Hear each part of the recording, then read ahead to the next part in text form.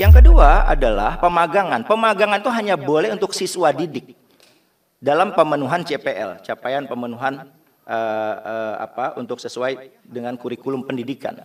Jadi hanya anak sekolah, SMA misalnya SMK atau dari universitas begitu, ya. Dan itu pun dibatasi 3 bulan paling lama.